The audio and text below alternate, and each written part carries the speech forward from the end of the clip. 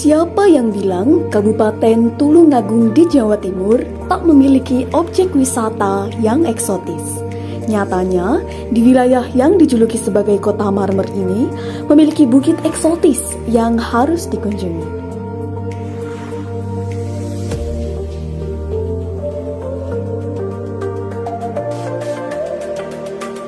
Bukit di Tulungagung itu bernama Gunung Budek.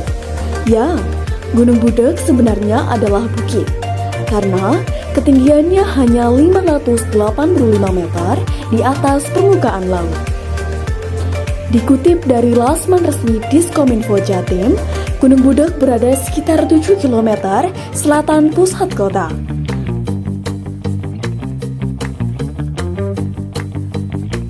Bukit ini tepatnya terletak di Desa Tanggung, Kecamatan Campur Darat, Kabupaten Tulungagung. Konon, keindahannya tak kalah jika dibandingkan dengan Gunung Ijen, Gunung Wilis, dan Gunung Keluk. Gunung Budek memiliki pemandangan yang eksotis dan berubah-ubah tergantung musim. Jika musim penghujan, bukit ini akan sangat hijau. Namun, Gunung Budek tiba-tiba akan tampak sangat gersang dan kering saat musim kemarau tiba. Di balik eksotisnya wisata Gunung Budek, ada cerita rakyat yang konon menjadi cikal bakal terciptanya bukit ini.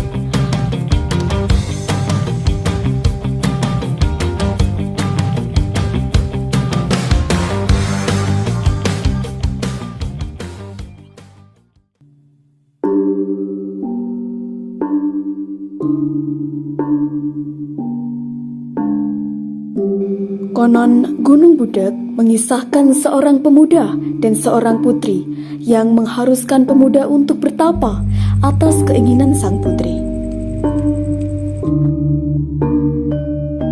Kami menjumpai narasumber untuk menanyakan kisah di balik adanya Gunung Budek. Berikut merupakan wawancara yang dilakukan oleh kami kepada Pak Agus selaku narasumber atau juru kunci Gunung Budek.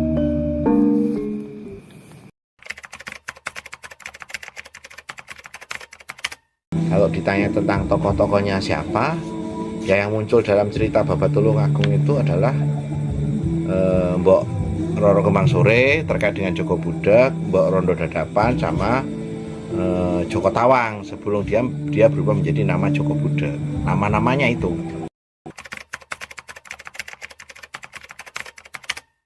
Pertama, kalau terkait dengan Joko Budek itu, ketika masih muda dia namanya Joko Tawang. Ada kesan Joko Tawang ini anak yang bodoh, anak yang culun kalau istilahnya sekarang, anaknya orang tidak mampu.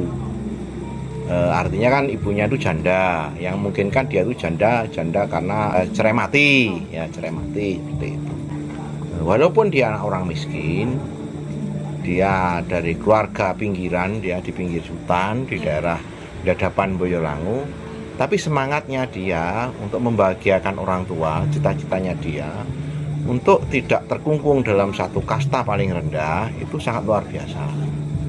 Apapun itu dia lakukan, termasuk ketika dia harus melakukan bertapa karena disuruh Roro Kembang Sore. Dua, Roro Kembang Sore itu siapa? Roro Kembang Sore adalah putri bangsawan yang dia hidup di daerah yang cukup mapan, terdidik ya, dari keluarga bangsawan. Namun Roro Kembang Sore itu ada permasalahan, yaitu ketika dia dikejar cinta oleh siapa itu? Adipati Kalang, harus diperistri dan sebagainya.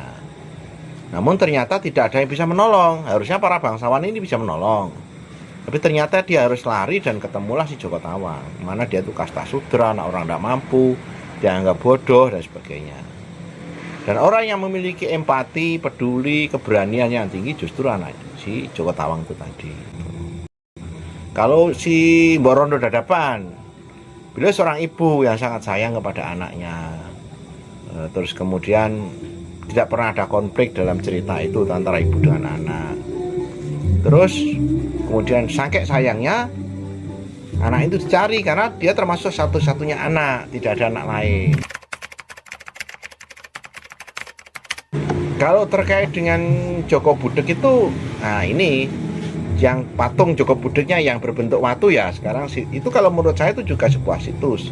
Walaupun dia lebih terkenal dalam sisi legendanya daripada kajian fisiknya, ya toh. Apa sebetulnya si batu Joko Budeg itu? Batu Joko Budeg adalah sebuah situs megalitikum, ya, berbentuk seperti manusia menghadap ke barat.